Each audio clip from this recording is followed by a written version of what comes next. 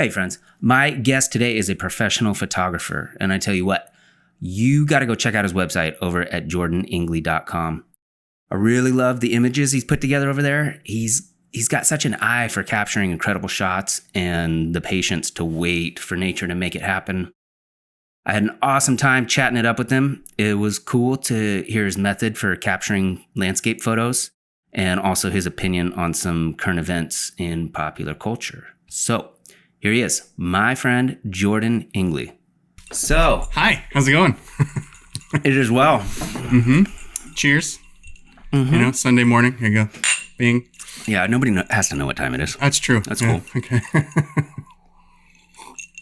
It's not like I have anything else better to do. I know, same here. This is, we're finally getting into summer, man. I know. Yeah, it's warm, it's hot. Yeah. I've been enjoying the cooler weather this June and July so far. Yeah. So, when it's bluebird sky out there, as a photographer, I'm like, whatever, I'll just stay inside. Yeah. But it's Milky Way season too. So I like to get out and shoot stars. And Where do you go to do that?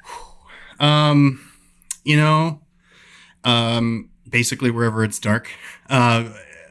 Some of my favorite spots are kind of like Mount Adams Wilderness or Mount St. Helens is a great place to get out to see it. The coast, when there's not a marine layer is a great place to go shoot the Milky Way. Marine layer. So during the summer, when it gets hot on land, it tends to stay, there's like a thick lower cloud layer that kind of hangs off the coast. So like the heat from the mainland kind of just keeps that moisture, low and off the coast. So, and they get it really bad in like San Francisco too. Yeah. But kind of like the hot summer seasons, basically that marine layer snuffs out the sun or like any sort of sunset you might get or the Milky Way or anything like that. Yeah. Milky Way is usually in like south to southwest, sometimes kind of southeast kind of angle. So depending on where you are on the coast and stuff like that, the marine layer could just kind of like snuff out everything you got, And so you just take a tripod and set up and do a long exposure? Yeah. With night photography, nightscapes or astrophotography, it's a little bit more complicated than that nowadays, but to get started, the best thing is like, tripod with a camera, sort of long exposure. The goal is to, again, open up the shutter on the camera to get as much light in. But what's interesting about shooting like astro or stars or nightscapes is that our planet's moving and the stars are moving. And if you do too long of a shutter speed, long exposure, you'll actually get star trails. So depending on the focal length of your lens, you have a certain kind of window of how long of an exposure you can use before the stars start to trail. Okay. So when you shoot like ultra wide or wide angle, anything from like 14 millimeter to 24 millimeter is kind of the good zone, kind of a good place to be when you're shooting astro. And it gives you the ability to like have a shutter speed in the realm of like 10 seconds to 15 seconds before the stars start to streak.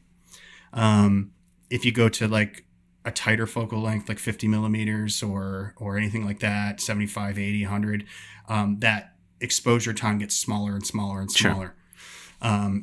So a lot of folks will do, that's why people use like star trackers, which essentially like you train it on the North Star and Polaris, and then it tracks the movement of the stars as your exposure's open. You set it in camera? Yeah, you set your exposure in camera, but the tracker itself is like a moving head. Okay. That is, once it's aligned to the North Star, then it knows how much it needs to move and to track. And it kind of like, cool. It kind of tracks it, not just panning. It's kind of like a pan and tilt type thing. And,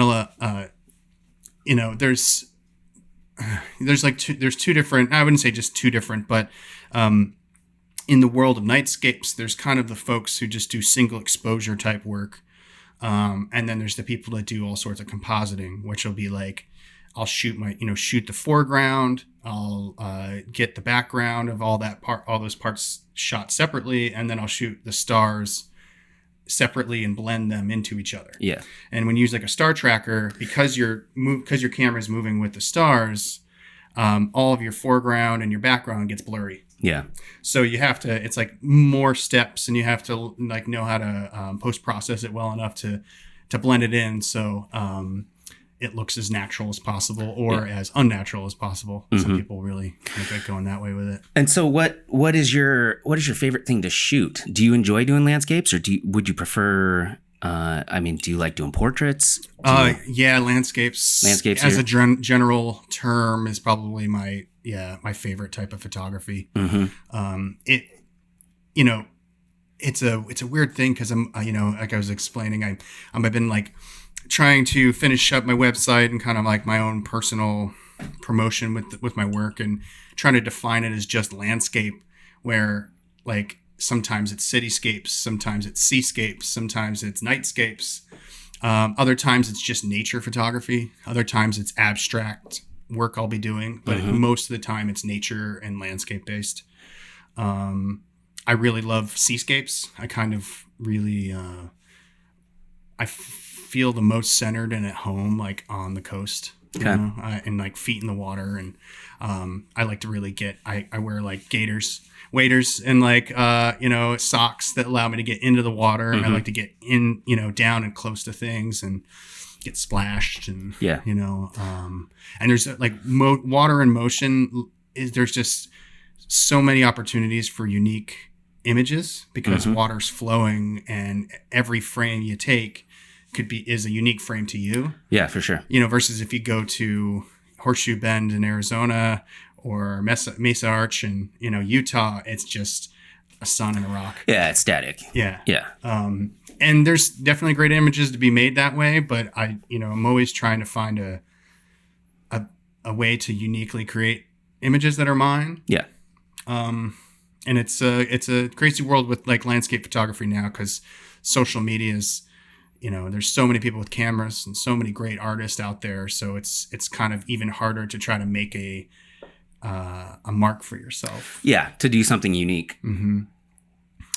And like anything, like music, we're always trying to learn. Like we learn from the greats. Like you have to go and learn how to play Blackbird by the Beatles, or Stairway to Heaven, or if you're not that good yet, you're learning Johnny Be Good, or whatever you got to do to like, understand where music came from. And similarly with photography, it's like you have to go to these icons and go through these steps and processes to learn like where Ansel Adams shot, or why his images are so prolific.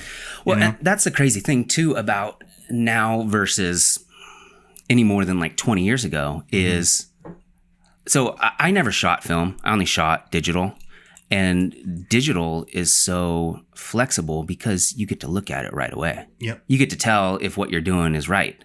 I can't imagine the time and effort it took to shoot film and wait. Yep. You could blow an entire roll of film, like the best stuff you think you've ever shot, and get back to process it, and it's all just garbage. Yeah, yeah, and it's I spent so much. I played music and taught music for years before I really got into landscape photography, and it's kind of always intertwined itself through my life. And I always lean back on it, where similarly back when music was pre-digital, you had to record to tape, and it was like every take was more important. It cost money to take the take. Yeah. At least then you could still listen back to it. But yeah, with film, it's a whole other world, and it's really interesting to meet photographers who grew up in that time, who transitioned into digital, who never even, and versus people who never, like I never shot film either. Yeah.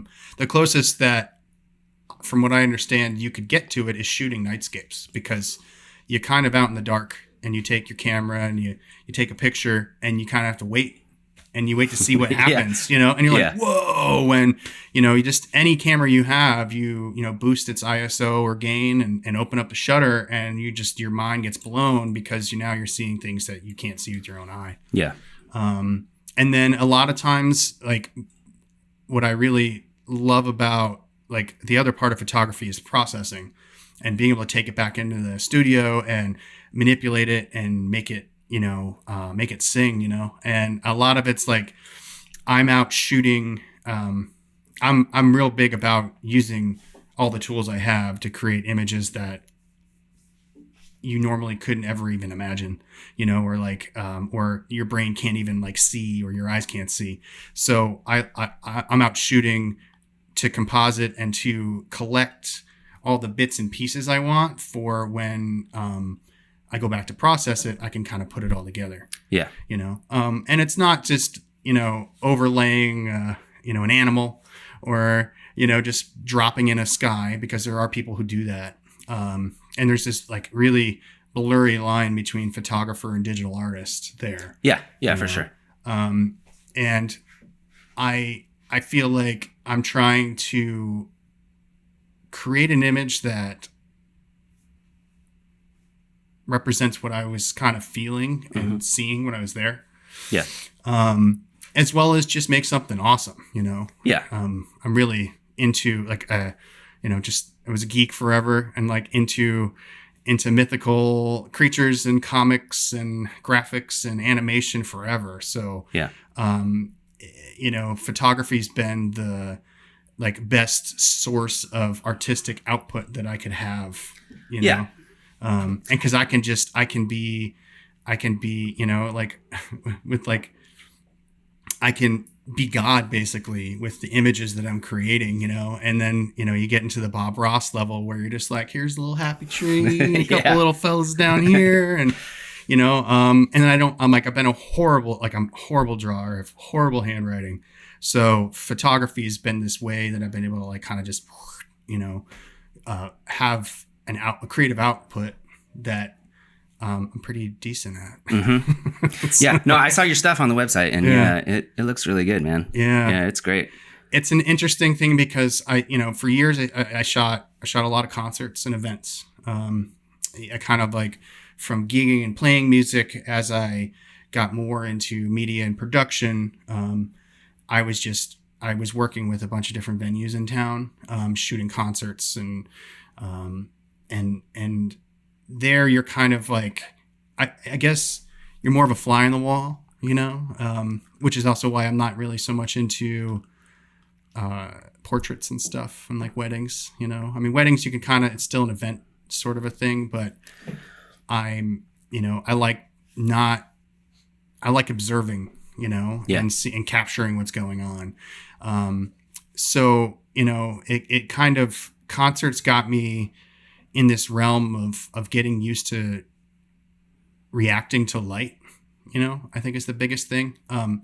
Most folks who start shooting concerts are stuck in a grungy ass like bar where the lighting sucks and whatever. But I was like lucky to really work with some good bands that had good lighting, and to be able to be like on my toes, to constantly be looking for, how the light reacts off of people, and trying to find little moments where somebody might be making a facial expression, or like right after singing like a really powerful line, there's that feeling in their face. And I realized that I being somebody who I was going to concerts all the time, I played music, I understood that a lot of I understood that somebody in the crowd doesn't get to see some of these things. Sure. So as a photographer, I can kind of deliver that to people and like show them some angles and some things that were part of the experience, but they weren't able to experience as I did. You know? Well, the other thing I don't think people realize either is that when you're shooting anything live, like a concert or a wedding or whatever, you're snapping the shutter 6 times for every moment. Yeah. Because somebody's eye looks weird or their lips doing something weird, and you have to have options. You're not just clicking it once and then there it is. Well, and it goes back to the film thing you were talking about. Like you couldn't do that with film really. I mean, you could, but you just be blowing through rolls of a film just to get something. Yeah. And I mean, when I was shooting concerts all the time, I was shooting thousands of photos a night to keep 50.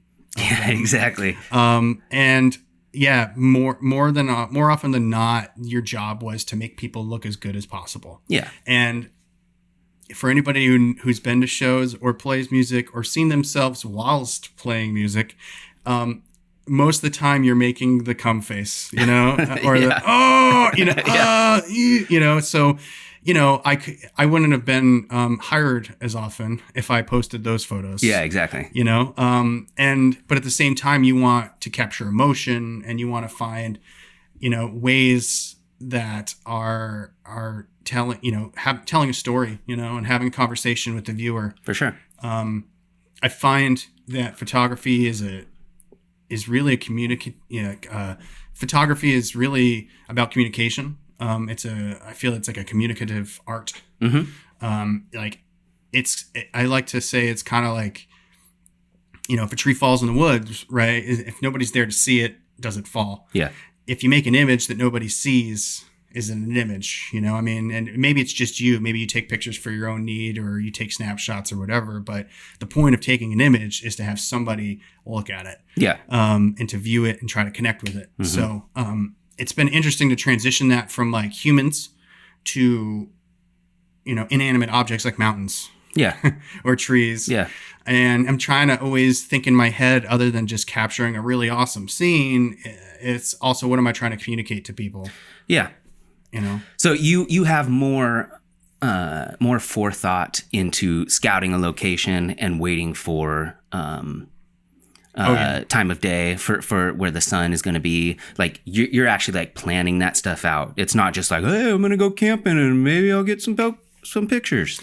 Oh yeah. Yeah. I mean, it's transitioned to, and I have to like limit myself sometimes. Sometimes I just need to go out. But, now because of scheduling and timing and whatever, it's really, important to plan. Because if I go and I drive 5 or 6 hours to a location or have to hike 6 miles into something or, et cetera, if the weather sucks, you can't make an image. Sure. Which is a whole other thing. I try to work. I never allow the weather to suck. So if it's really blue out, I go shoot other things than the sky. Yeah.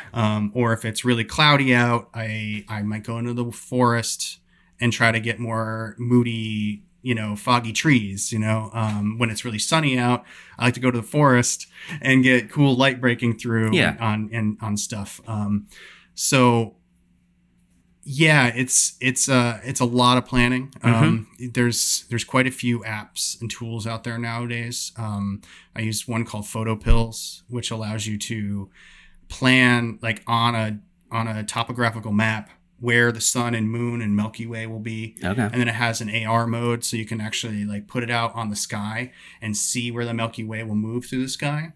So you can get out to a location and say, okay, at 10:45, the Milky Way is going to be like this over top of a mountain. Yeah. And, I can get my composition set up and be ready for it. Sure. And a lot of times when you're shooting, like when I shoot nightscapes, I'll take images from, I'll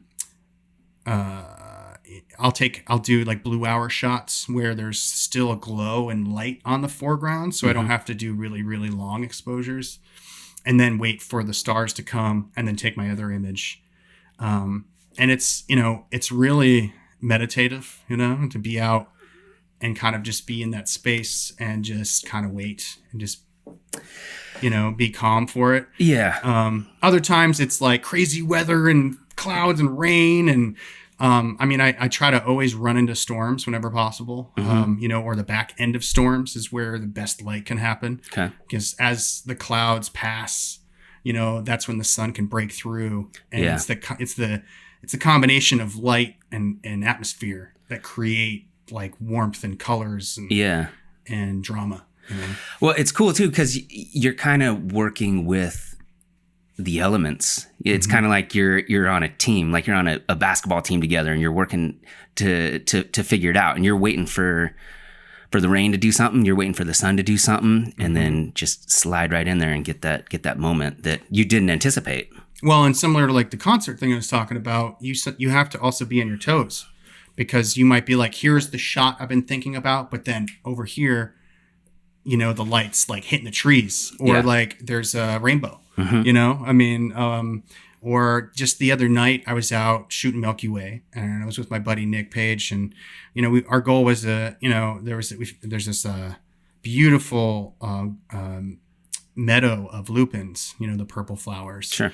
and like deep in the Mount Adams wilderness, and we're out there for Milky Way, and we're like, oh, I wonder if we'll see the comet.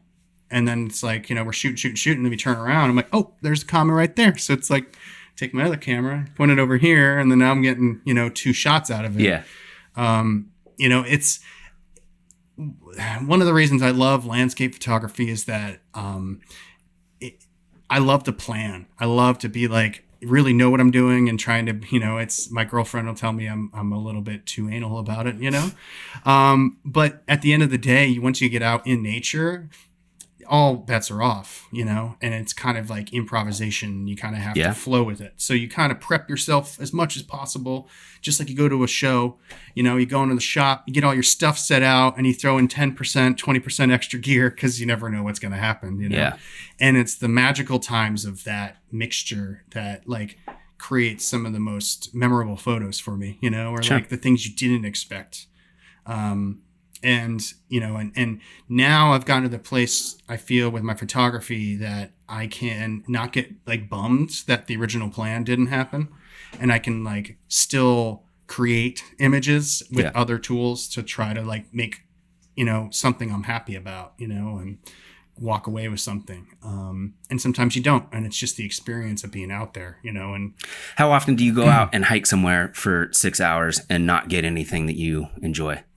It's been a while since I haven't gotten anything and hiked 6 miles. But you know, I, as often as I could, I try to, I typically bring too much equipment with me to like go six miles without knowing that I'm like really into it. Or if it's going to be like a backpack overnighter or something like that, that's where I'd be able to, you know, justify that as much. You know, nowadays it's been weird because of the whole COVID thing, obviously. And it's, the times I've been out have been just interesting to kind of like try to juggle why I'm doing what I'm doing. You know, I was recently out in Wyoming. I went out there I was working with a workshop that was teaching a photography workshop for a week. And I was brought on to film it kind of for the workshop leader, who wants the footage of him teaching and the locations to create promo footage for himself. So that was a really cool mix of like a filming video of nature photography, and kind of melding the two. Yeah. But I mean, as soon as I left town, I kind of felt weird and nervous, you know, because I'm like, what am I doing? I'm just going to take pretty pictures right now. And of course, it was in Wyoming, and like nobody was wearing a mask. It was like people's kids were running around, restaurants were wide open. It just, nobody was even paying attention to it. And, you know, I managed to get, I'm pretty sure I got some altitude sickness, and I was doing sunset and sunrise every day for a week. So in the mid-June, that meant, you know, I was out shooting till like 10:30, 11 at night, and I was up at 3:30, 4 every day. Damn. Because sunrise is at 6. And to get to a location with enough time to scout and find a composition to, you know, get settled, and, you know, you need yourself at least an hour or two before sunset or sunrise happens. So about halfway through that trip, I was like dizzy and nauseous, and I started feeling like crap. And then like we finished at the workshop, and I just hauled ass out of there. And the whole drive back, it was this whole mental fuck of just like, what am I doing? Like, God. And I got back, and I was like, I called my doctor. I was like, I feel this, and this. I was in Wyoming. They're like, all right, come on down, we'll test you. It's like, okay. And I came back negative. I was like, okay, cool. That helps a little bit. But, you know, it's just a different time now. And I realized, like, I know of quite a few photographers that are still teaching workshops right now, but most aren't. Well, a lot of it's online, right? Or are they still doing in-person stuff? Yeah, a lot of it is, but a big part of the industry has been on-site workshop location trips, right? Like a lot of the professional photographers in like landscape and nature photography support themselves from taking people out on photo tours or workshops. And that was like ultimately where I was trying to go with my own photography business too. But it brings in a whole round of questions now about social distancing and, a lot of times it would be like, I've been on a handful of my own workshops and I've worked a couple of them. I haven't taught my own yet, but I've been around them for a while. And, it's, hotels, or cabins. Sometimes it's camping. A lot of teachers will be like, we're going to go out to the back, into the woods for a week. Yeah, that's cool. And there's people who, it's like, it just become big business. And a lot of it's traveling. A lot of it's like getting to places like the Faroe Islands or Iceland or, going down to Argentina and Patagonia or Alaska and, and now like we're not allowed to fly to any of those places. So a lot of these folks are hurting and struggling. And this particular workshop was something that was booked. It was in a national park that was open, X, Y, and Z. But even then, when I brought up to the, I was like, hey, I'm going to be wearing my mask. Should we, do you want images of people wearing masks that might make your workshop group look like you're safe? And of course, like the folks who were on that workshop were from like Utah and they were just like, I don't need a mask. Yeah. CD, whatever, and it's okay. That's fine. But like, it goes back to human decency of like how what you do is affecting other people and what you're representing and what you're showing. Sure. Stuff like that. Sure. As we sit here without masks. Yeah. And it's hard, it's, and life is all about gauging, there's always a chance of dying, it's a risk assessment, and this particular situation was like, they shared a cabin. They all shared a car. And I was like, I want nothing to do with that. Yeah. It's pretty close quarters. I was like, I'm getting a hotel and I'll drive my own rig and I'll be out here with a long lens getting you like from over here. Yeah. So yeah, I mean, it's, I guess coming back to the, the workshop stuff, it's a struggle. I know a lot of, photographers who've already had established, outlets of digital learning have been doing pretty well through this.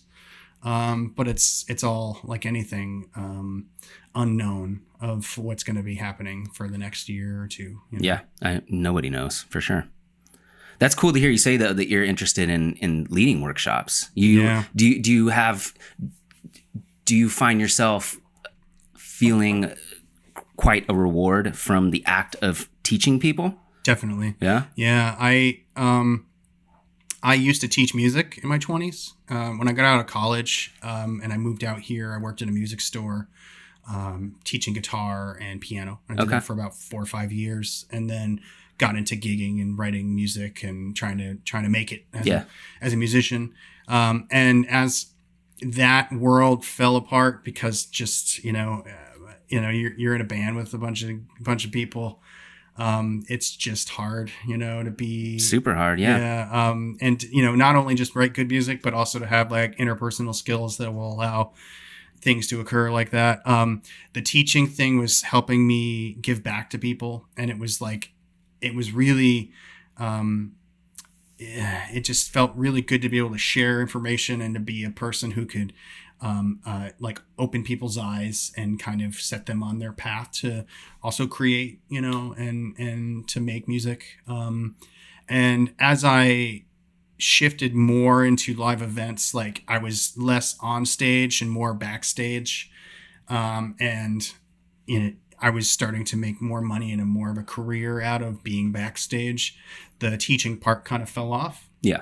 And it's been a goal of mine for the last like year and a half or two to like shift more of my time and business into photography. So the teaching part is going to be kind of, has been the plan to bring back, and it's like now that I've been doing photography for so long, I feel like I'm at a place that I can teach people how to do it. Yeah. And give back in a lot of ways. And, and people want to learn that stuff. Well, yeah, it's easier to learn from an individual in an environment like that where you can ask questions as opposed to just like watching an online tutorial or something. Exactly. The tutorials are huge, though. I mean, like, I still remember years and years ago, like I've been teaching myself things off of tutorials for 10 years. Yeah, same here. That's how I learned everything. Yeah, exactly. Even before like YouTube was YouTube, it was like, I was really, it was great to learn that way. But yeah, there's been a growing industry for more in-person conferences too with photography, which has been really cool, and kind of again sucks because it all crashed with the COVID as well. Like up until about last year. Last year I worked 2 different photography conferences, and this year I was supposed to work another 3, and getting involved with, combining the corporate AV world that we've been into for so long with something I actually love doing versus all the stuff that we do the events for. To get paid. Yeah. Yeah. It's nice when you can enjoy what you're doing and make money at it. Yeah. And, last year I was in Portland a total of probably 2.5 months out of the 12 months of the year, and I was gone for the rest of that time. Yeah. And I was just finding myself in random hotel rooms and ugly carpet hallways. Dude, that's the worst when you wake up and you're like, where the fuck am I?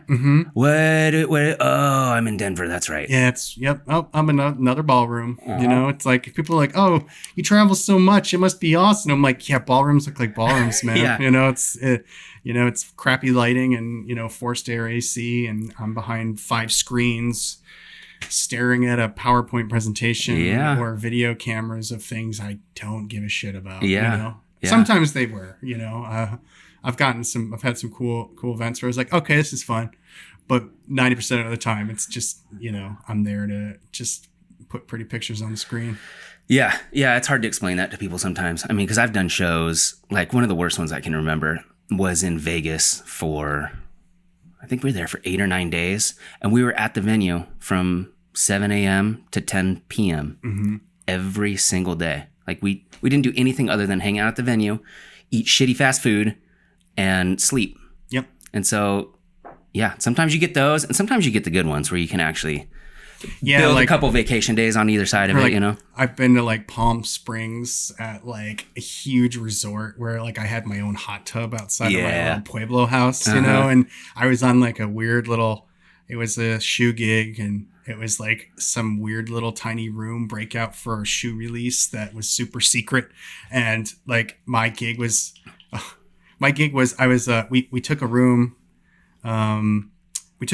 like a regular meeting room, and we built inner walls to it that were all like white Men in Black, and the floor was Men in Black with these egg chairs and like LED lights, and there was this huge screen and VR goggles, and this hot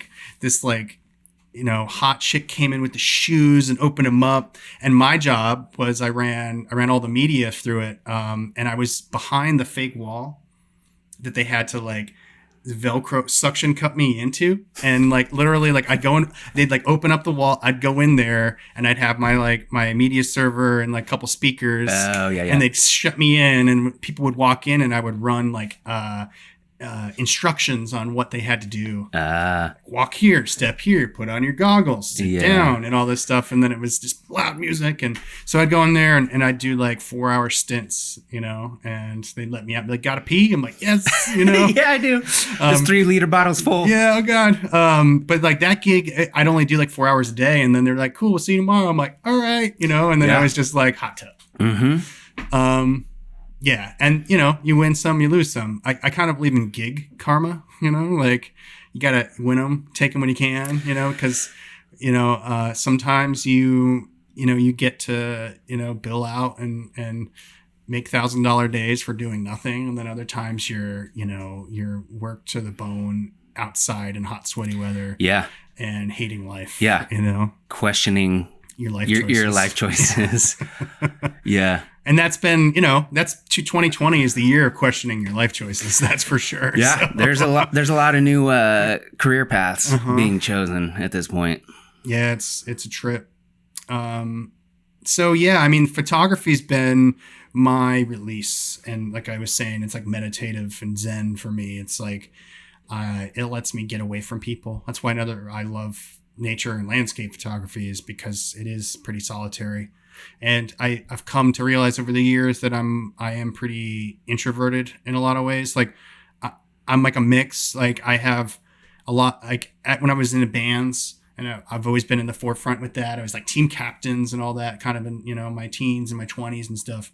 But I've come over the years now to realize that it's more energizing to be solitary sometimes. And that like I need that to just kind of recharge myself. Mm-hmm. And especially when I'm working, 100,000 person music festivals or huge conferences, and it's just. Well, yeah, it comes from having a choice. When you're forced to hang out with people and be like on all the time, that's when you need a chance to step away and just self-reflect on everything that's going on. And for me, like I can't be as creative with other people as I can be alone, because like it just comes to me when it comes to me. I don't. Yep. It's hard to just like search for it. Sometimes you're just sitting on your couch and then it happens. Yep. Yeah. And that's where, I mean, the beauty of nature and getting out is that like, out of all the shows and concerts I have worked, I still get blown away by the show Mother Earth puts on, like almost every day. Yeah. And the beauty that is out there, that all you have to do is just, get out into it. And I struggle sometimes with just pulling myself out of like this rigmarole that we go through to like just get myself out. And as soon as I'm like out on the edge of like a little lake or under the stars or on the coast watching some waves crash on some rock, I'm just like I'm immediately pulled out and centered. And yeah, I mean But like music, it was always about having your gear set up so you can just be like, okay, there's no barriers for me to like sit down and play guitar. There's my stuff. Yeah.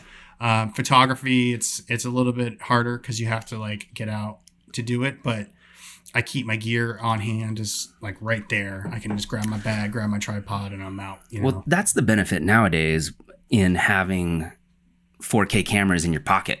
Mm-hmm. It took a while. It took 10 years, but the cameras on smartphones are pretty good. I mean, you can achieve a lot with one of those. I mean, you don't really get the same zoom and focal adjustments, but the way that has overcome DSLRs is pretty nuts. Yeah, it's even now the Google Pixel 2 or 3 or whatever. I'm an iPhone guy, but yeah. You can shoot Milky Way and astrophotography with these phones now. Because they allow you to, you can put your phone on a tripod and just open up the shutter or whatever on the camera. They're not real shutters. But essentially you can set your exposure a really long time, and then it just, you can shoot stars with these camera phones. It's I feel like the success of landscape and photography in general has been, it's been a give and take with it, because the advent of these camera phones have allowed everybody to be a photographer, and then has blown up things like Instagram and Facebook. But then it makes people want more, or like be more receptive to other photography, and has, like the whole reason that all these photographers can teach workshops and make money off their accounts or their YouTube channels is because people have these phones. But, I'll bring it back down to music again, and think about the effect of digital like file sharing had on the music industry. Yeah. And back when that was going on, it just decimated the music industry, because all this free music and people could steal it. And even now it's like, I haven't downloaded an illegal file in so long because I have Spotify. Exactly. But that's a disappointing part, is that, have you seen the rates that people get? They get nothing for it. They get nothing. Mm-hmm. So, people can't even make money releasing music anymore, unless you're Taylor Swift or whatever. Like, you have to make money touring. Yep. And now you can't tour. Yeah, you perform. Yeah, and selling merch and stuff like that. Yeah. So, just to keep the parallel going, like photography and music, like photographers' concert is teaching workshops, you know, and very similar. A lot of musicians like make their money not from playing, but they play in 5 bands. They, you know, really teach, you know, I mean, it's really the only route to make money as a musician is to teach music. And so, you know, photography is very much the same way. I mean, you know, it's not like you can easily get in, National Geographic anymore, and nobody buys stock photography anymore because everybody has a phone. Yeah. You know, and all these,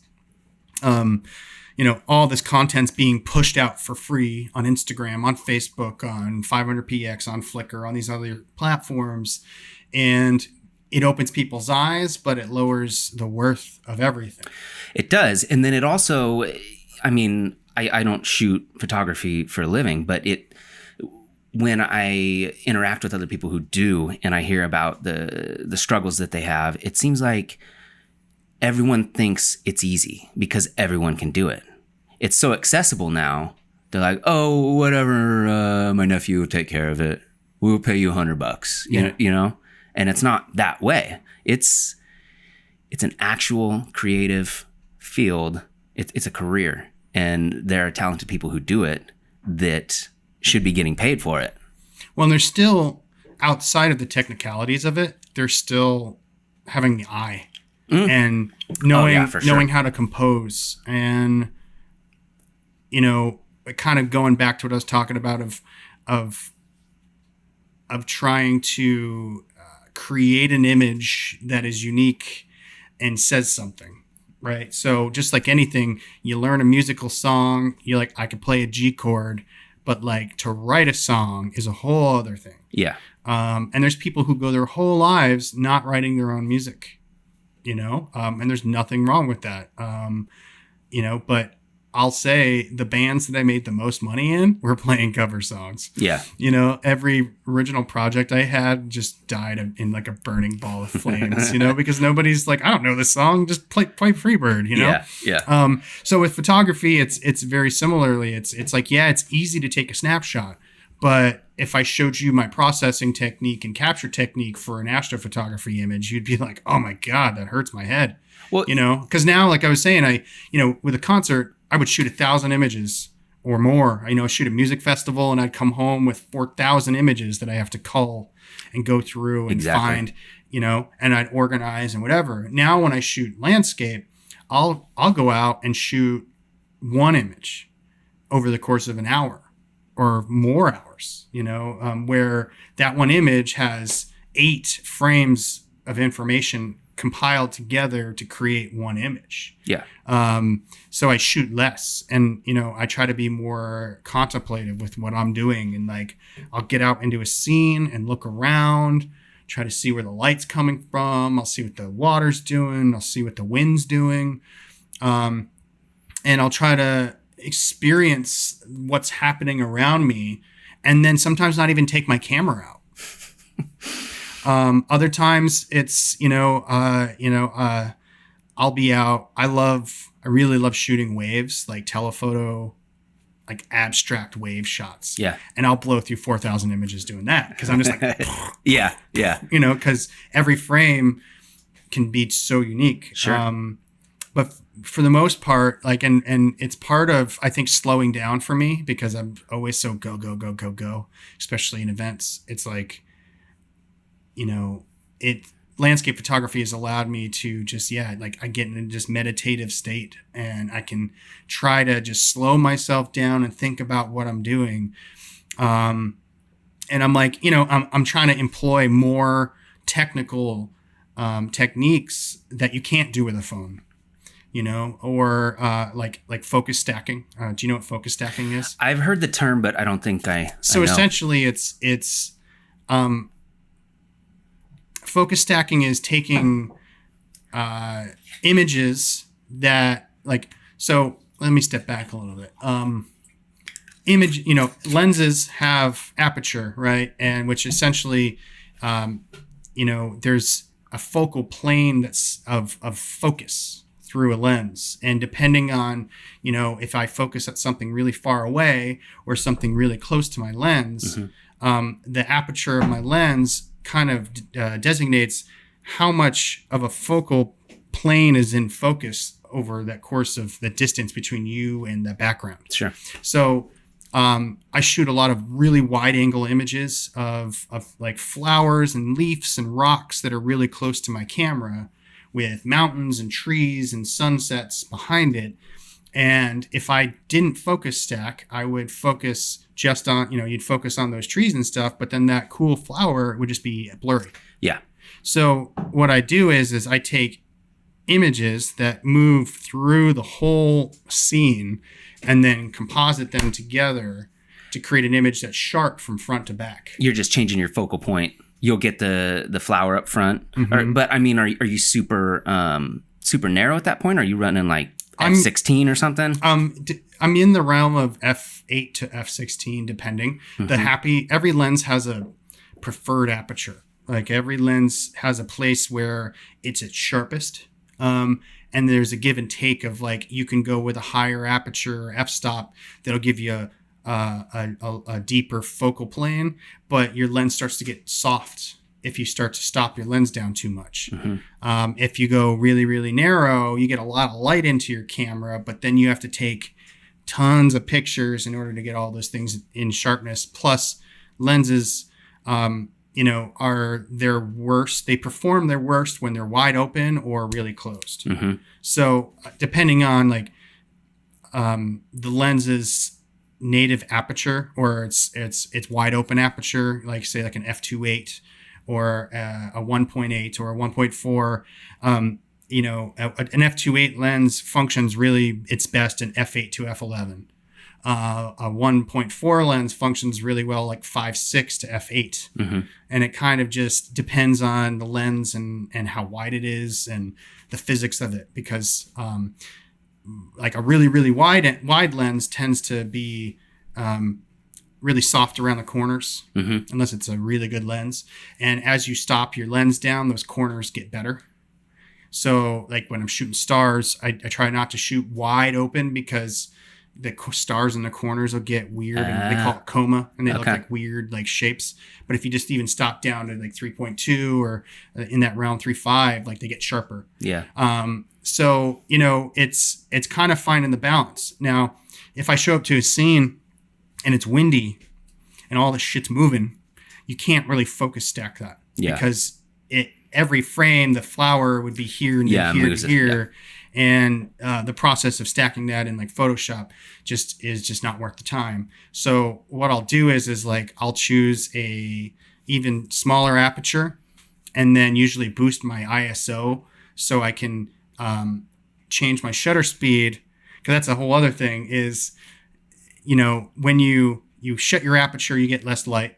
And then your other options to get more light back into your camera are either a longer shutter speed, mm-hmm. You open up the shutter, you let more light in, or you boost your ISO, mm-hmm. which creates noise. Yes. And when you're shooting, if you're trying to go to print, it doesn't really matter for online. You can pretty much put dog shit online. Nobody knows it because it's looking on a phone. But like if I want to print it at a 30-inch by 40-inch print, like that noise shows up. So you're kind of balancing your gain, your ISO to your... It's the triangle.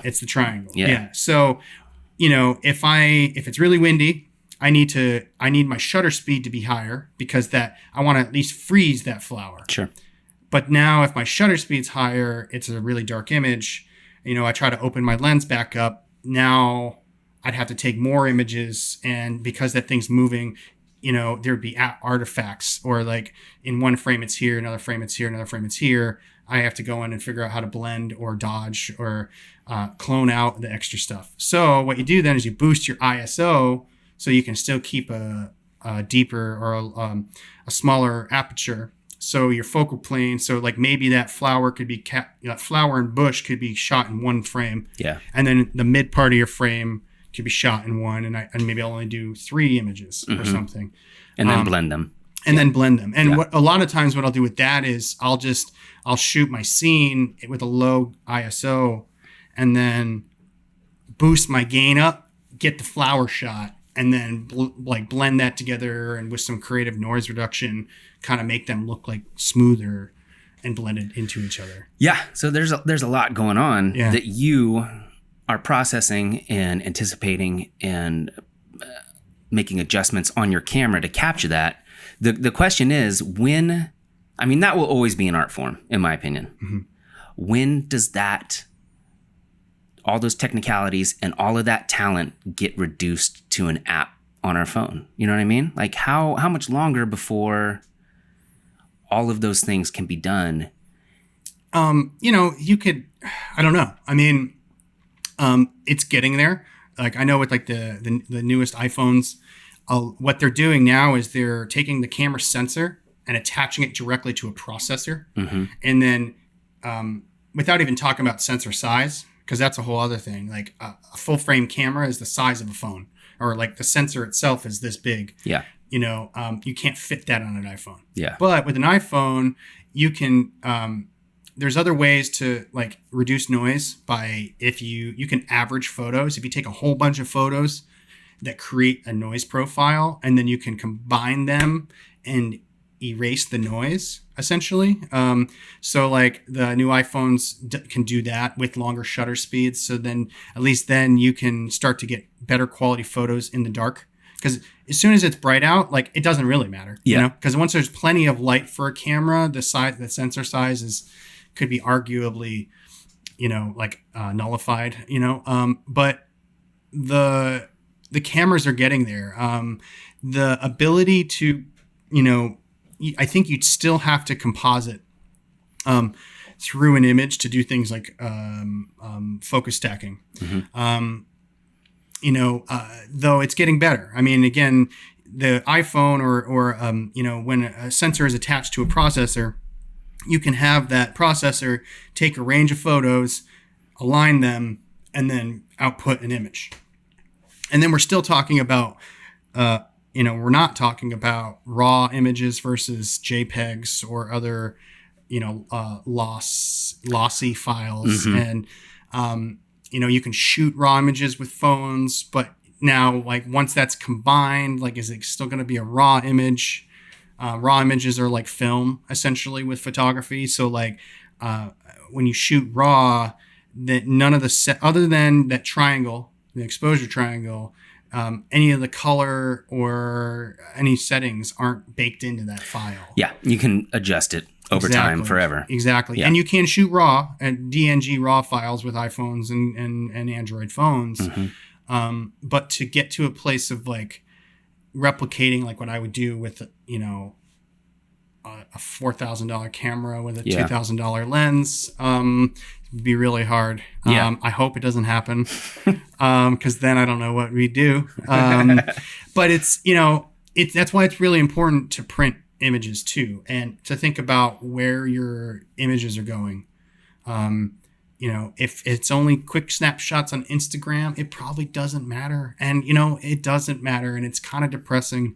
That I see, I see more shots of chicks in yoga pants holding fucking crackers and Nalgene bottles getting thousands of followers. Yeah. Probably shot on an iPhone. Whereas I'll go and I'll spend hours prepping, traveling, hiking to go take a shot that people just swipe by. Yeah. So I feel like as a landscape photographer, we're constantly trying to legitimize ourselves, with that, and not like you have to play the game. You have to have an Instagram account. You have to have, some Facebook presence. At least those two right now are the main sources of distribution for images. Yeah. But you're still, you have to legitimize the fact that like your shit might not matter to the larger, scene of people. So like this all gets back to who's your client, who are you making images for? Why are you doing what you're doing? And I'm personally in a space with my own work where I'm deep in that, like, why am I doing what I'm doing? Why am I making images? Who am I making them for? And what am I doing with them? My goal is large format printing. I like the business I'm trying to shift into or make a priority in my business sphere of work that I do, is to teach and to sell prints. And Both of those things still might be not really feasible in today's world now. 6 months ago, a year ago, it was like, I could do that, that people are making good money doing that. Yeah. I know guys who have 200,000 YouTube followers and who are making 10 grand a month, who are teaching and selling workshops and so selling tutorials still through this pandemic, who are doing really well for themselves, but they've built that up then, and I love bending their ear about it, because I'm just like, what would you do if you had to start over, and be like, I wouldn't start, Well, yeah, a lot of that stuff is being in the right place at the right time, or just you get lucky. I mean, not to take anything away from whoever you're talking about.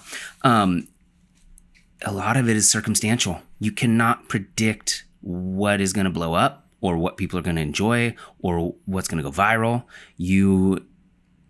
I think you just have to keep doing it and believe in it, and then something can happen. Exactly. And I mean, it goes back to like trying to share yourself, like try to connect with people and to be true to yourself and try to have your own thing going on is really important. But there's some people that, broke the ice that you're never going to do it again. There's only going to be one Michael Jordan. There's only going to be one insert whatever, one Ansel Adams, one Jimmy Page, one, whatever.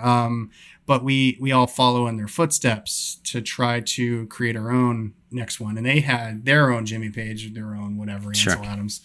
And yeah, I mean, it's interesting because like, especially Instagram changed like 4 or 5 years ago, like their whole algorithm, and like prior to that change, it was much easier to get followers. And then once they monetized advertising and how to reach people, it changed how you can get access to people. Sure. YouTube's the same way, it's all like you have to tag it right. You have to have the right X, Y, and Z. And the more followers you have, the more reach you have. It's like exponential. Well, yeah, that's I mean, I don't know how Instagram's algorithm works, but that's the thing about YouTube. I mean, it continues to send you down some sort of echo chamber, because it takes what you've clicked and what you've liked and what you're looking at, and it filters out all the things that you could be exposed to and just put you down this narrow little path. And that's the negative aspect of Facebook too, right? In terms of what news articles get sent your direction. News articles. Yeah. Totally. And it's a real shame, because I know people who spent lots of money and time growing their Facebook following to have it nerfed and completely just like squashed, because of now it's like you have to pay to play. You have to pay money to have your stuff put in front of people that like are your friends, know? And yeah, it's like, you could have 1,000 friends or 5 friends, and it's still just the machine is still algorithm monster, and with Instagram, it's it used to be all, it used to be time-based, you hit a post and it just went down the line, and you can scroll on and see all your friends' stuff. And like now, it's all about the hashtag you're using, how many people liked it as fast as possible. Like you make a post, you got to get like, I was, listening to one podcast and they were talking about it like essentially like if I post an image, then I have to spend about 15-20 minutes going on other people's accounts and liking their images, and then going on their stories and like going like, yay! That's ridiculous. And then that creates like, okay, I noticed if I get say 500 likes on an image, then it might make it to explore, and then it'll grow a little bit more, and then if it gets 1,000, then it will, and then I could also throw money at it, and then it will like, and then at the end of the day, it's all for a fucking like. It's all for like, good for you, and it's not. I'm over it. It's a weird way to exist. I don't use social media much, and it's because I don't like that feedback loop where it feels like you're doing something to get somebody to say they approve of it or something, and then you feel obligated to go approve of their stuff, and it's Yeah, fuck that. It's so weird, man. I am sick and tired of people just saying sick shot, bro. Sick tones. There's this, my favorite Instagram account is called Sick Tones Bro. And this guy started this account that makes fun of the whole photography world of people who are just like, yeah, that just like sick tones, bro, or like fire emoji, or like this constant loop of just like making everybody feel good about themselves. And I'm sick of it. I want to be told I suck. I want to be told, I want some real fucking constructive criticism. Yeah. I've been trying to shop my website around to some people, and I'm like, I need you to get some feedback. And everybody's like, it's great. I'm like, okay, I'll step back. It's probably pretty cool. But like, I need somebody to be critical. I need somebody to be like, you spelt that thing wrong. Oh, I don't like that fucking color, or this is annoying. Like, because that's how we get better. No, and I hear you. And, it comes from sports, I think, and other things in my life where, we need to have somebody telling us how it really is. And we can't be constantly catering to how good everything is, because it's not. Yeah. And it's interesting, you get on these social media, like you get on Facebook or Instagram, and like I have had to be just like, dude, this image, like your blend sucks. This looks horrible. And there's like thousands of likes on it. And then I get ostracized because I was just like, because you were honest. Because I was honest, and that's not a place to be right now, and of course there's so many things that involve like everything about our society that plays into that, and that like, I don't believe in just hating on people to hate on people. Yeah. But we need to be honest with each other. And social media is not the place to do that. Or rather, like, I wish it was, and I will continue to try to be that person. No, dude, that's how you get canceled. Yeah, exactly. It's a big difference of telling somebody that their image sucks versus like raping somebody. Yeah.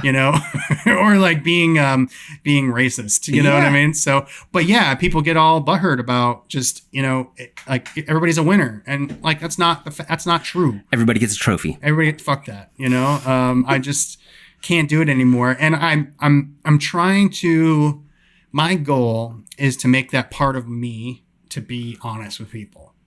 And I hope that like, the voice that I've put out there in the photography world and my own art and whatever is going to be just real as possible. And I hope that people can connect with that. Mm-hmm. And if you don't, then I've given up caring already about it. It's kind of goes back to music. You got to get to a place where you got to write your own music and be okay with that and not care what people think about it for a minute at least, But you have to be able to enjoy it, and you have to be able to appreciate it because you wrote it. But yeah, you're always going to be your biggest critic, mm-hmm. your own worst enemy, right? And it makes it really weird if you're the only one being a critic.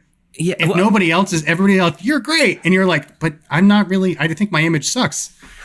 I've posted things where it was garbage, but it was like of a certain thing at a certain time at the right, whatever algorithmic thing. And it was like, phew, and it was, I just, shake my head, man, face palm, and like I said, like I go on and I see accounts that are just blowing up of the same monotonous crap, that just makes me shake my head.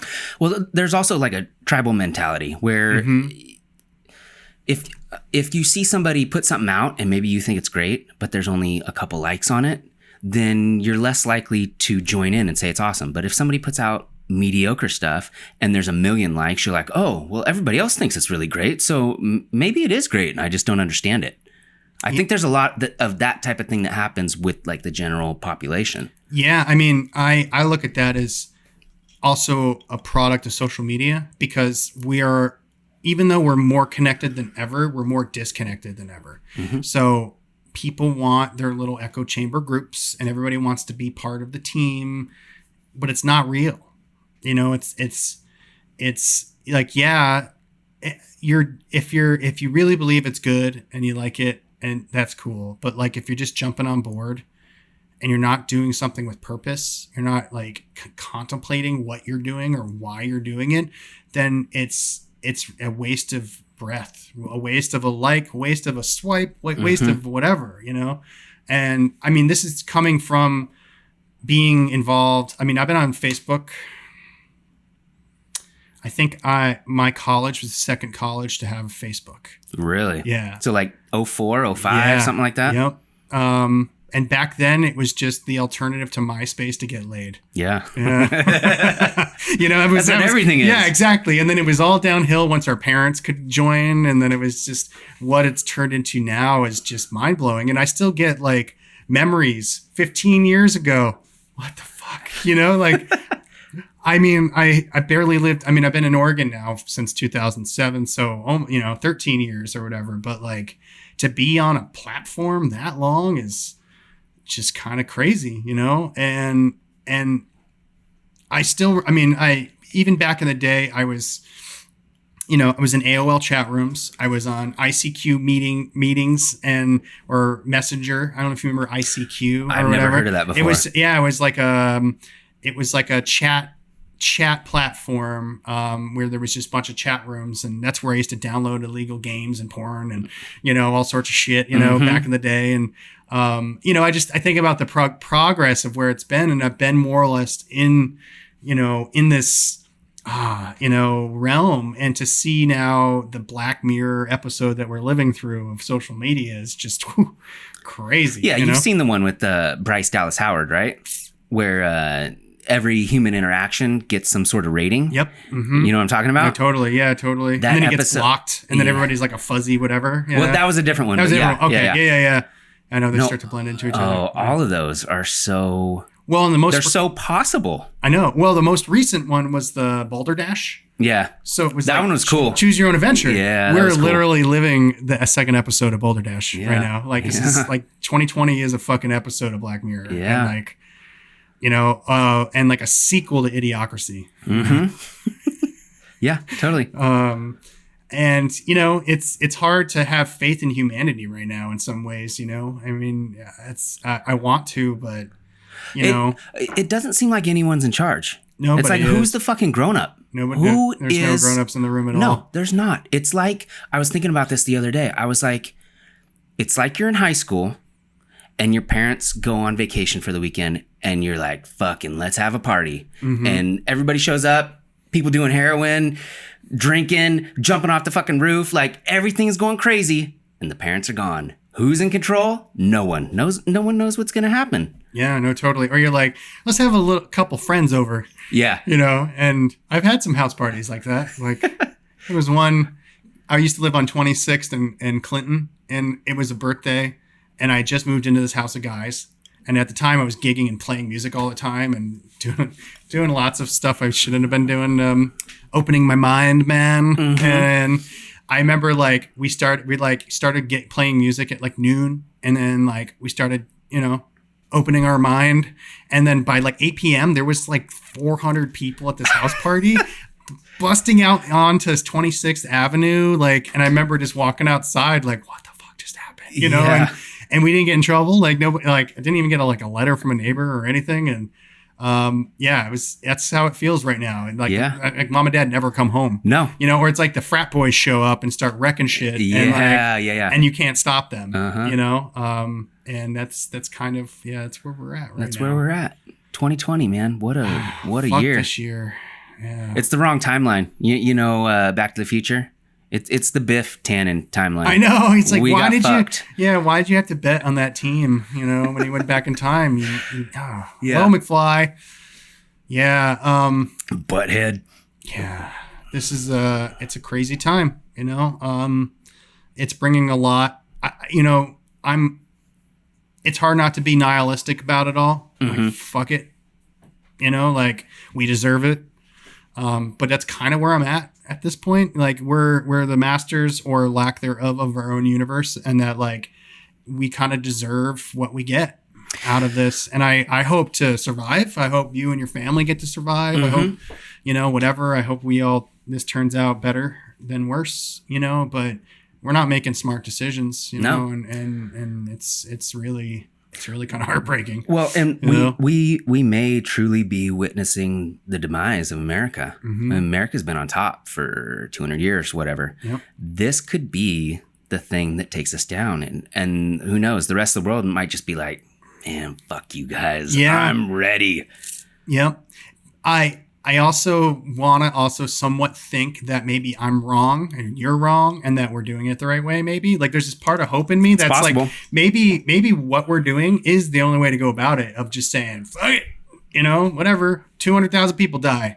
That's what we got to do. And maybe these others, and this is just me just trying to, I've gone through all the mental fucks over the last 6 months of where we're going, what we're happening. And like I was saying to you when I first got here, I wake up every day and have this like coming to Jesus about, what's going to happen or not going to happen, and where my career is going to be and where our country is going to be. I just try to justify it sometimes. Like even when Trump got elected, I was like, well, maybe I'm wrong. Maybe I'm wrong, and this will be the best thing to happen to us. And I wasn't wrong. It's all perspective, whatever. But like, it's been nothing but shitty headlines and just disgusting things that have occurred over the last 4 years. And like, well, yeah, you were talking about that earlier before we started about how you forget. I mean, every day there's something new, and you're like, that is what he said. That is what happened. This is what's going on. You forget a week later because something new happened, and you look back a year ago, and you're like, I remember that. That was a huge deal, and now nobody cares. This is, I'll put on my intrinsic conspiracy, not even conspiracy anymore, but the goal of the powers that be is to sow discord with noise. Mm-hmm. And you can't stay pissed off at something if there's more noise to be pissed off about. Yeah.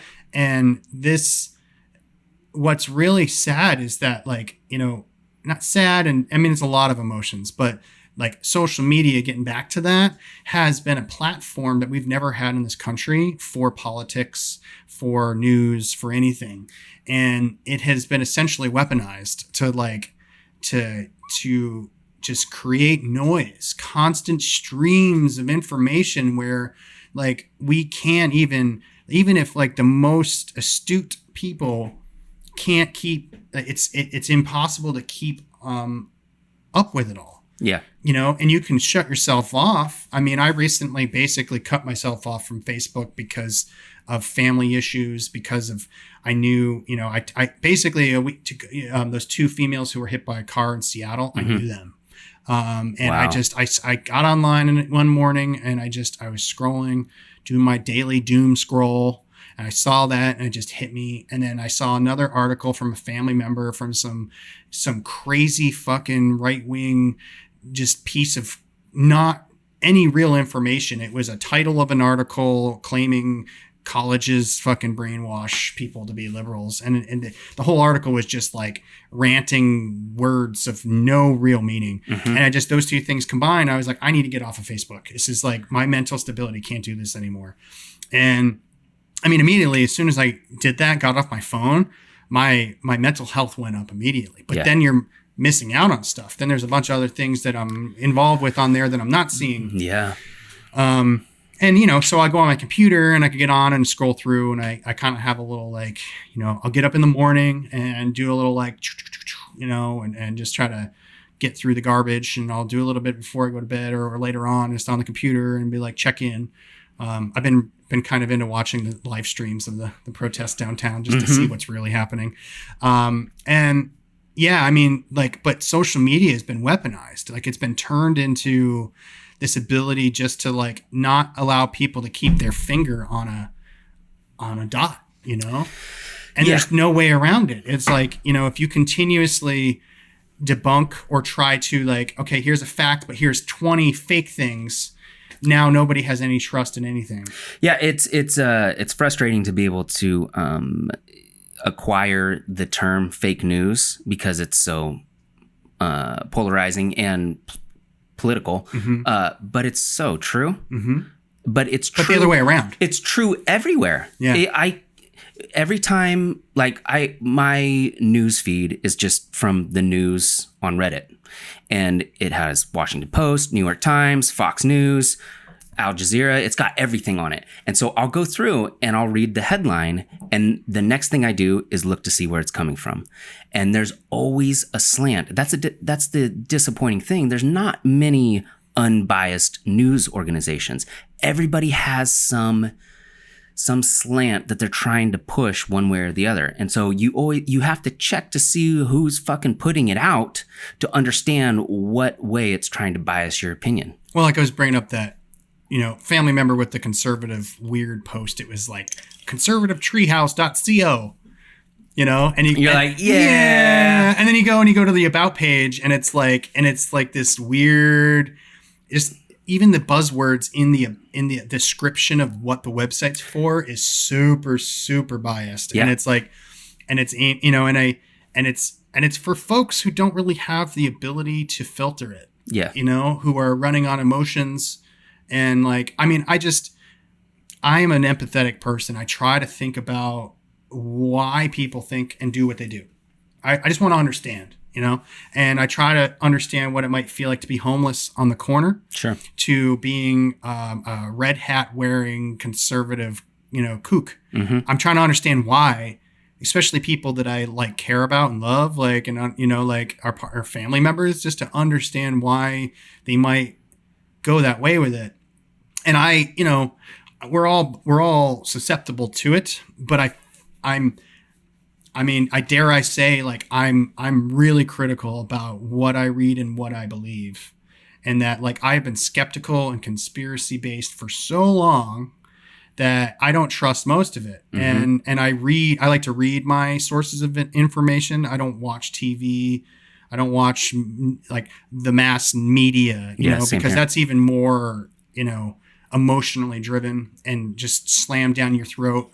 And you don't have an opportunity necessarily to look up or study or find real facts because you have some asshole pundit, just yelling shit at you on TV 24 hours a day. Yeah. But yeah, you're right. There are, there are slants. I feel like sometimes there needs to be a slant. I'm at a point where I'm not going to kid myself that, like, there's not. But the slant from the right is scary. I mean, they say the same thing about the left, but like the slant coming from that side is really, really non-empathetic, pretty violent, pretty aggressive, mm-hmm. very aggressive. You listen to Fox News and you can hear just the tone, not even the words, just the tone of how they're like, they're coming to get you. They're coming to get your guns. You're losing your things, blah, blah, blah, blah. And then you turn on CNN and it's slanted, but it's like, here's a group of, people of color who have been hurt. Or here's like they're approaching, just whatever. I mean, there's a slant, but I feel like there's sometimes needs to be. Like you have to like somehow gear this thing back to the center.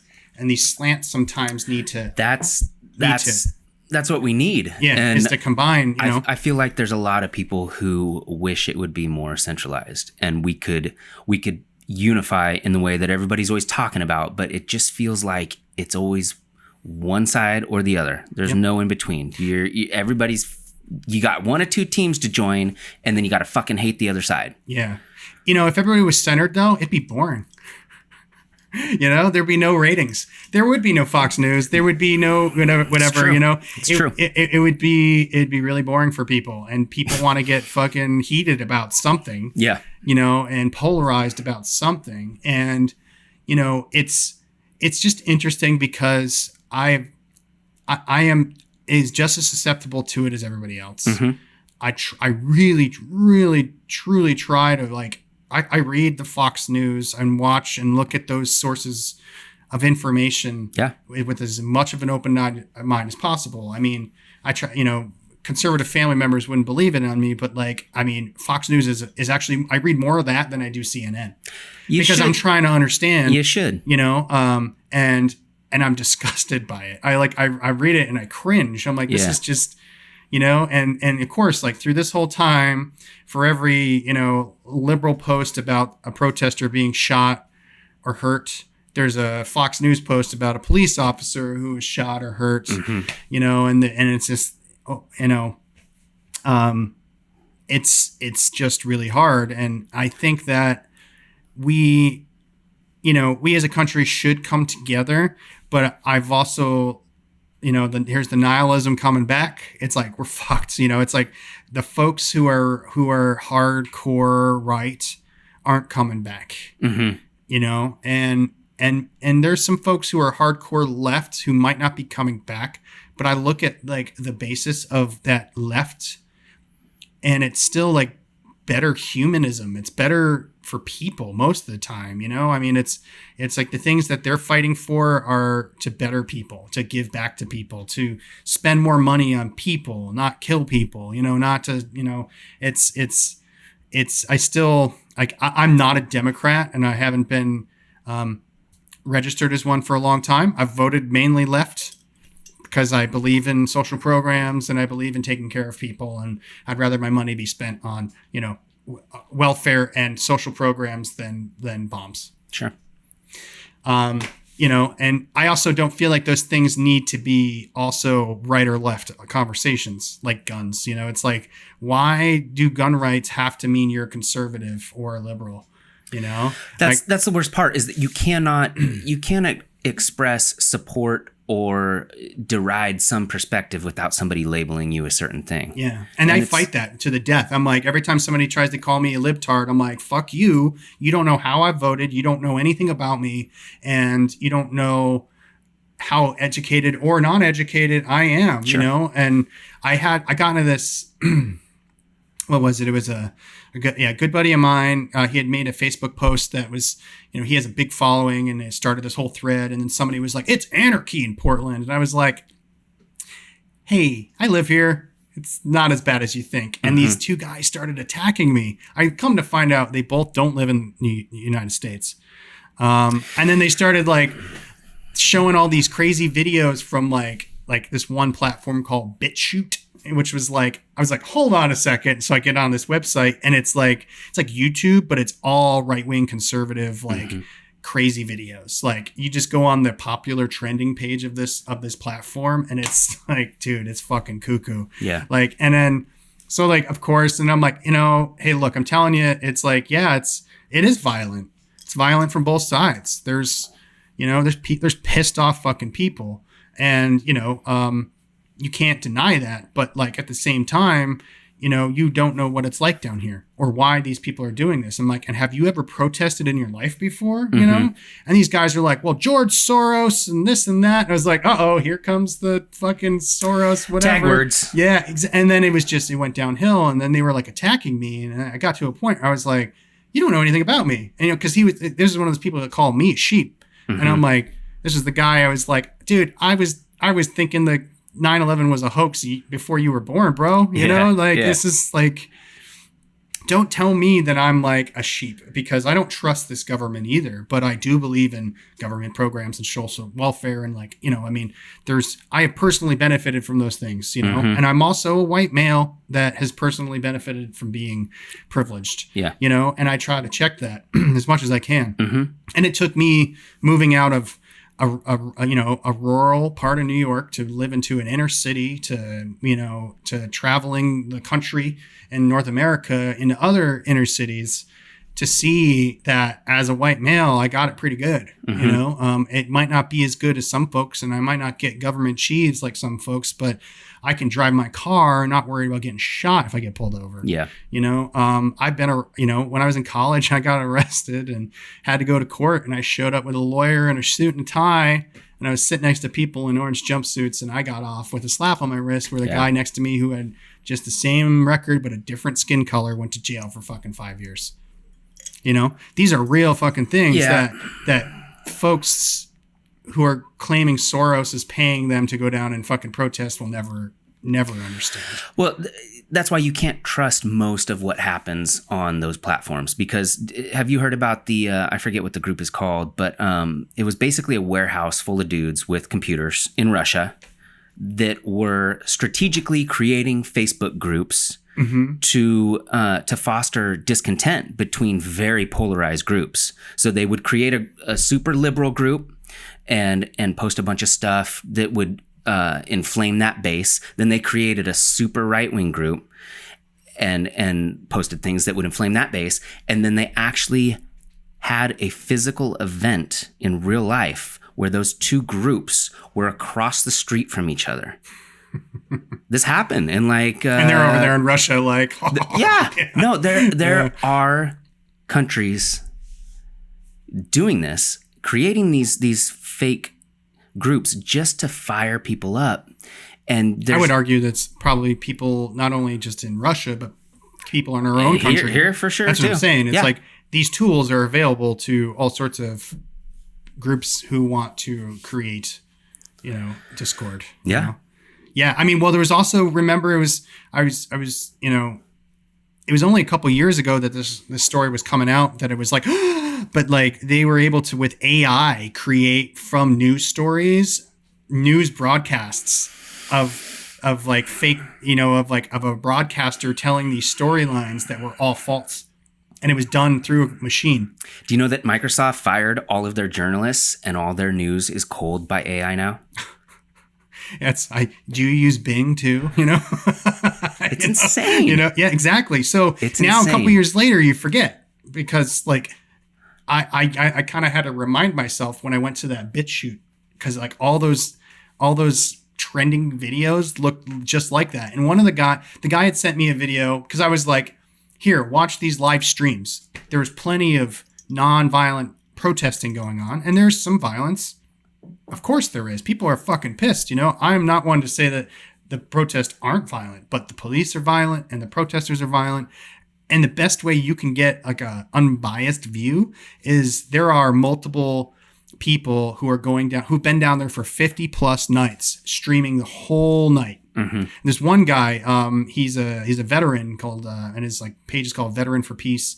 And he literally is down there with a camera on a 20-foot pole, just going like this. And you can see like from the initial protest starting, down to the cops fucking running people down the street and shooting tear gas at everybody. Yeah. And that's, I think, the best way to gauge your own perspective of what's going on down there. So this guy then, he posted a video of like, he was like, look, the cops are getting laser shot in their eyes. And I went to the video, and it was like, it was a 2D picture of a guy in a black hood, no face, with like this like weird mechanical like robot voice, just talking shit over Twitter feeds. And he was like, did you watch the video? Did you watch the video? And I was like, dude, that's some Emmy-winning fucking piece of media, like, wow, okay, cool. And the guy didn't get it. And I had to put my line in the, sand and go, cool, I'm done here. I can't argue with stupid, man. Yeah. And it breaks my heart, because it's just, I, again, try to pull back to being as empathetic as I can and understand why anybody would allow themselves to be that brainwashed or be that wrapped into it. And it's not even their fault. Like, I feel like we as a society really have no control anymore on it. Like, unless you shut yourself off from all of it, like, we're all susceptible. And our older generation are uniquely unprepared for it. Oh, yeah. And it's like, at least I mean, everybody out there, raise your hand if you've ever posted an article without reading it. Yeah. I have. I'm sure you have. You were like, post, and then you went back and read it, and it was like wrong, or it was from like 4 years ago. And then you're like, oh, I'm an idiot, So we're all susceptible to it. But like, man, my folks and some of the other older folks, generations, like, who got into Facebook and on the internet later than some people, don't have the tools to research these things in ways that can allow them to like not get caught up in it. Yeah. And even people with those tools forget. Like, Facebook is not the internet. Facebook is a free platform that is an advertising platform that is ran by an algorithm. Yeah. It is not the news. It is not the internet. And I remember I was actually part of like a startup company. We were doing like live streaming years ago, 2010. And that was like the big talk we were having then, 10 years ago, of like Facebook was becoming the internet then. It was still like there was a shift where you used to go on the internet and then go to Facebook. Yeah. Now everybody's on Facebook and then they occasionally go to the internet to read titles of articles. Well, it was it was included in the OS of Windows Phone. Oh, really? Some OS. It was like you couldn't delete it. That's it was just crazy. part of it. Yeah, no thank you. Yeah. Yeah, man. I mean, and like, take a second, everybody out there, take a second and just consider that like Facebook is not the internet. YouTube is not the internet. I mean, it's closer to it, but it's still curated and it runs on an algorithm by, that was designed by humans to try to make money. Yeah. And these are the same, I know they're the other folks who are like going to the deep web and like trying to find these other, what's the new Twitter platform for conservatives? Isn't it Parlay? I haven't heard of it. You haven't heard about this? Mm-mm. Oh, so now all the conservatives, because of Twitter, they feel Twitter is biased towards them. It's really because they're fucking shitty humans. But let's not talk about that. They started a Twitter equivalent for conservatives called Parlay, which is French. And everybody calls it parlor. And I'm like, you guys are idiots. Because you understand, you're cool. You're calling your cool conservative, like American thing after a French term. Mm-hmm. Yeah. America, it's like, and they don't even get that, Yeah. And then great. So now your echo chamber has now gotten even more smaller, and it's creates even more like discord, and it's nobody's questioning any of it. And everybody feels like because they have an emotional response to something, they know what they're talking about. Yeah.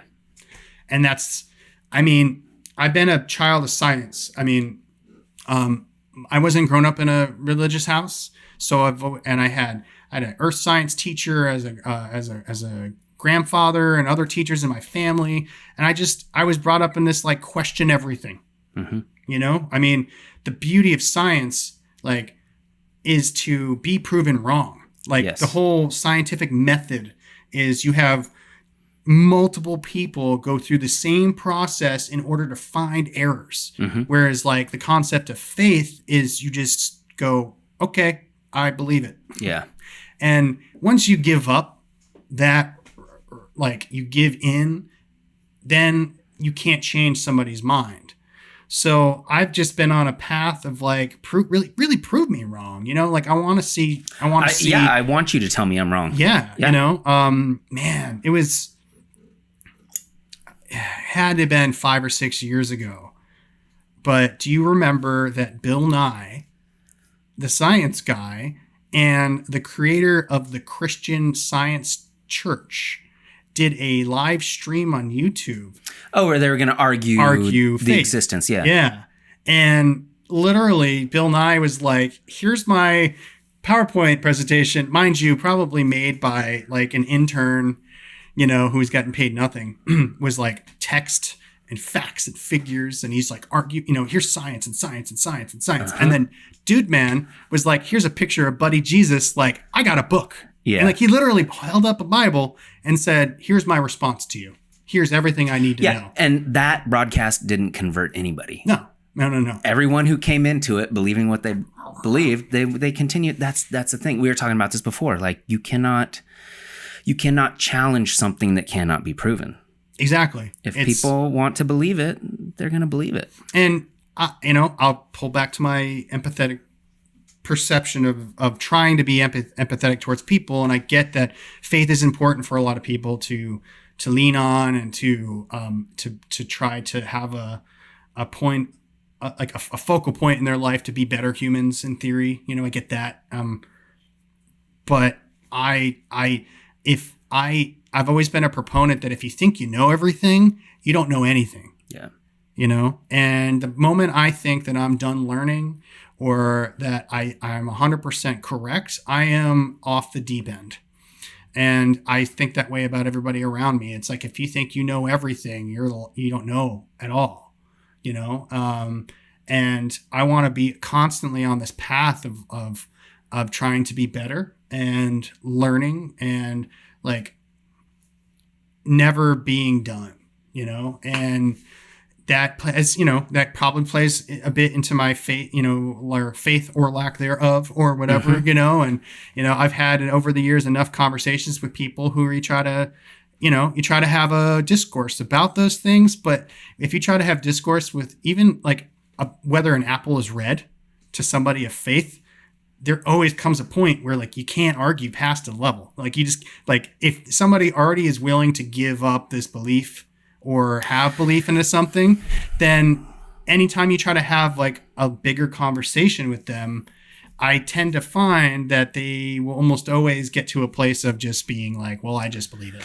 Well, the issue resides in the fact that some people make their beliefs their identity. And if you somehow disassociate them from their belief, they don't know who they are anymore. And that is a crazy thing to... I don't know, you should not be so resigned to an idea that it defines you. You should be completely willing. I don't believe in an afterlife right now. I'm not saying I won't in 10 years or 20 years or 40 years. Maybe I will go down, maybe I'll almost get in a car wreck and maybe you'll like die and come back and you meet Buddy Jesus, Buddy Christ. And then I will be a proponent, 100%. I can say right now, I don't know what's going to happen. Yeah. And I'm willing to admit that maybe I do go down that path. Right now, I'm not on that path. I don't believe that. But maybe something happens later. That's what life is. You just go about day to day. You try to learn new stuff, and you adjust the human that you are to become something better. Well, and I would say that you probably are still a decent person, right? Like, I try to be. Like you try, like, why do I need to believe in some guy up there who's calling all the shots to be good? Yeah. And I mean, that comes from like, I still like a lot of my manners and respect levels come from my grandmother who, like keep your arms off the table and treat people like you want to be treated and things that were like, like be respectful, X, Y, and Z, no matter who you are, and it had nothing to do with faith. Yeah. And I feel like people, use that as a judgment factor. And it's interesting because like where I grew up in New York, the two major faiths I was around were Jews and Catholics, Jewish and Catholics. And they're some of the more interesting religions because most of the kids I know who went to Catholic school were like the Hellraisers. Yeah. Who, and I saw things go down that were like, fuck it, I'll just pray before I die. Yeah. And then we're good. Save myself. Yeah. Yeah. And I'm like, that doesn't work. It doesn't make any sense. And then I moved out here. And funny enough, when I first moved to Oregon, I worked down in Kaiser, Salem area at the music store. And like 60% of our business was worship group.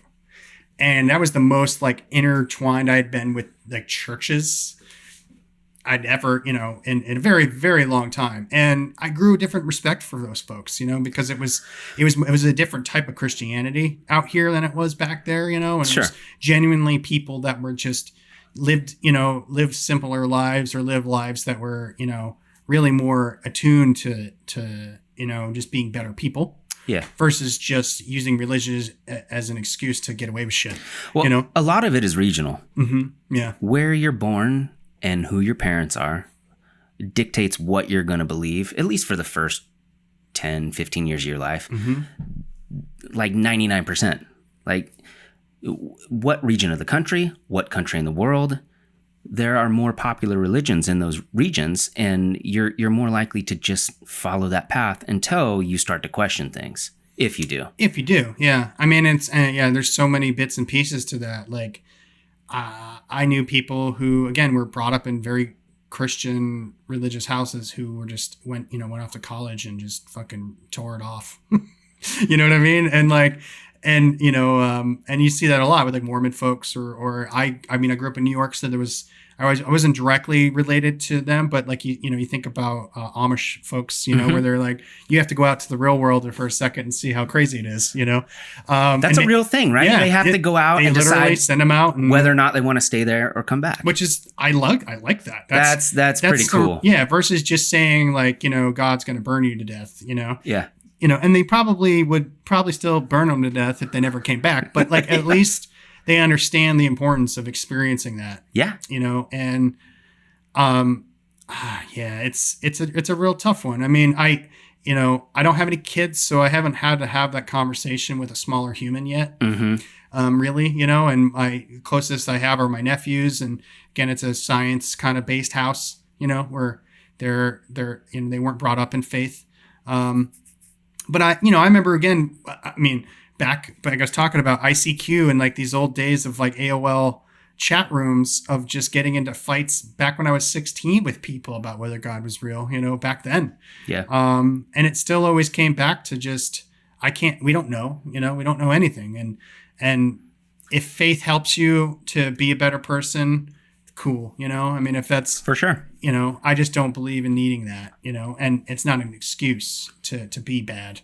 And not like if people use it that way, but like, don't judge me expect me to be a shitty person because I don't have faith in a God, Yeah. I am a big proponent of energy, and I'm more like, I've spent too many music festivals and crystals and, whatever, I'm more clean cut nowadays, but like, I'm a believer of, the closest I've ever been to faith was Buddhism and this idea of reincarnation, or rather living your life as if all the decisions you make now are going to change your next life. Yeah. And at least then it gives you wiggle room to not necessarily be perfect. And still like consider the ripple effect of everything you do and affecting other people and other energies. Right. And like, if I would be more apt to be better if I thought that if I was a shitty creature, I would come back as a rock. Yeah. Versus just going to a place up or down forever, and at least I know that like in this life I'm in now, maybe I made mistakes in a past life that I'm just atoning for now. And then it just gives more hope to the idea that like we can be better, and that sometimes you can't be better. Yeah. Well, the ultimate goal or the ultimate like underlying tenet of most religions is that you be good, you be kind, you love people. That's all there is. It's when you start reading the text too much and accepting certain passages that were written thousands of years ago as literal truth, and then doing things to people then based on something that was written a long time ago. That's when you get into trouble. If you're just good to people and you just love them, everything's better. Yeah. You don't have to fucking follow everything exactly as it was written, because we don't even know with the translation, like especially with like the King James version of the Bible, that was written 2,000 years ago, and it got converted and retranslated 5 or 6 times. Yeah, by rich white people. Yeah. by I'm just saying, it's like, it's also like, I think you're hitting a good point of difference between faith and religion. Mm-hmm. Like I get faith. Religion, as soon as you put a structure and financial business behind all of it and power structure, that's where it goes wrong. And, remember that there was a time and place on this earth that if you didn't believe in God, you got killed. Yeah. Yeah. And there was a time and place on this earth that if you believed in God, you got killed. Mm-hmm. It's those are the things that as I've grown up, have always reflected on, that like our past is very important, and I can't deny that. This goes back to our past as a country. We fought a civil war to end slavery. Like black people of color were owned by people like me. Mm-hmm. And like we had to fight a war to end that. That is insane when you phrase it that way.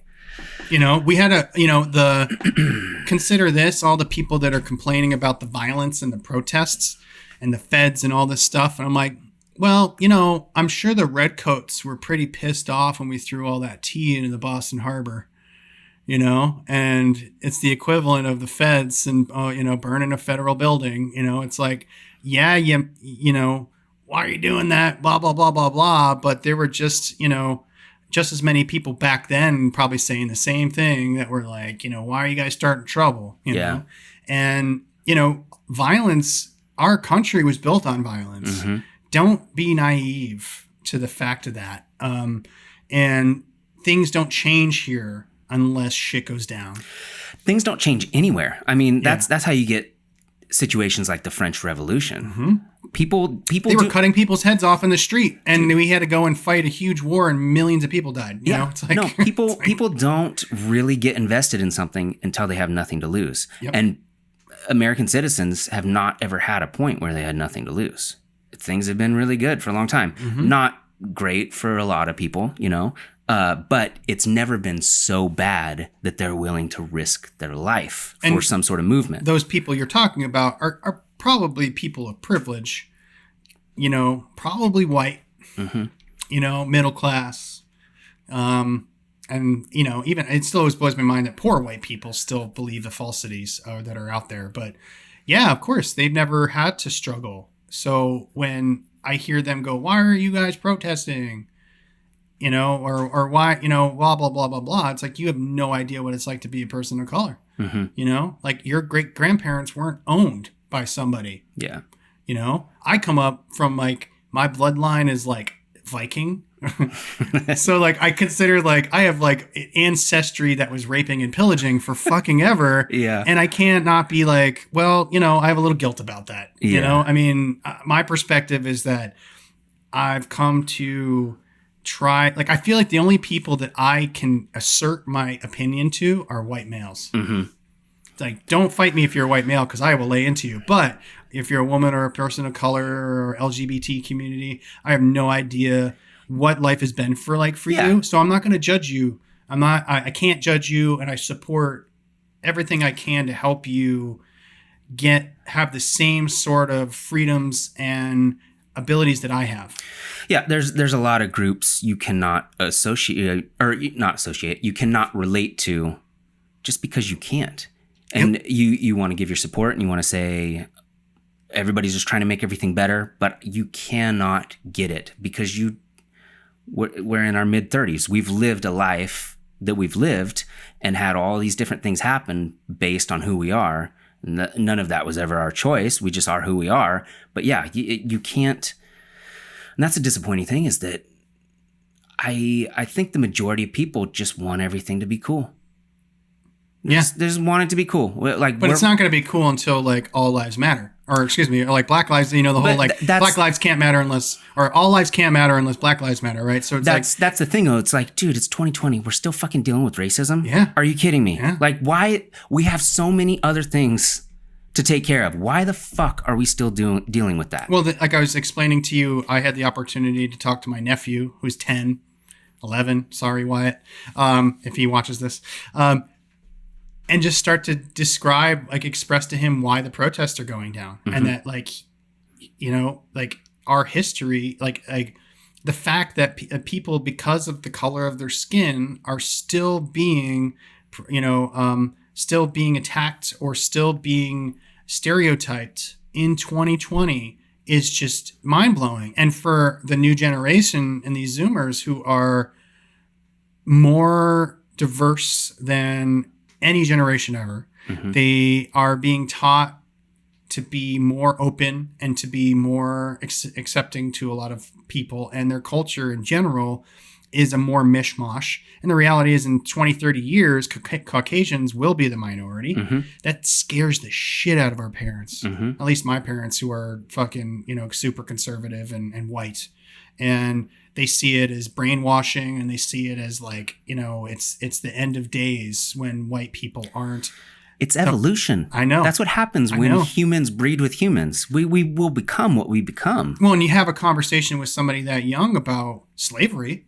Like, they're going to have to come to Jesus to remember that, like, my Caucasian white nephew, remember, just, you need to know that, you know, Caucasians owned humans of different skin colors, you know? And it wasn't white people that they owned it. It's like they owned mm-hmm. black people. Well, yeah. You know? And I mean, slavery's been a thing forever, and it's never been okay, but it's always been, it was accepted forever. Mm. Some would argue that it's still slavery. I mean, you know what I mean? Like, there's in some ways keeping people of color in lower income brackets and keeping them incarcerated and poor is just the new age version of slavery. And that might be reaching, but you know, it's still pretty horrible, you know? And I just, you know, I've just personally benefited from being a white male. I'm not going to sit here and play otherwise. And if you're a white male who feels otherwise, you're lying to yourself. Just take a moment and try to listen to somebody's experiences from the, you know, or even more so, read some books, look into some real things about race and what it's like to be a different race before you think you know what you're talking about. Yeah. You know, and then that's where I look at what's happening right now, and like, of course it's violent, and of course it's kind of shitty that it's going down during a pandemic. You know, like I personally, I have protested before, and I would love to protest, but I'm scared shitless of going down in groups of thousands of people right now. Yeah, you know, I would like to do what I can to help other people who are struggling, and if I can like come away at some point in my life like being that way, that's you know, just trying to give back. And it's just, it's a really shitty position, but I'm not going to judge people for standing up for what they stand up for, especially in our country. You know, it's so hypocritical to be like, you know, judging people for protesting in a country that was built on violence and protest. Yeah. You know, just because they're not protesting what you believe in. Exactly. Yeah. And it is violent. I mean, you can't deny that. But like we talked about, I mean, violence has created all the change in our world. Always, you know? I mean, every revolution wasn't like, stop it. You know, every revolution was death and murder and destruction and pretty horrible. Lots of people died in the Civil War, the Revolutionary War, the French Revolution, you know.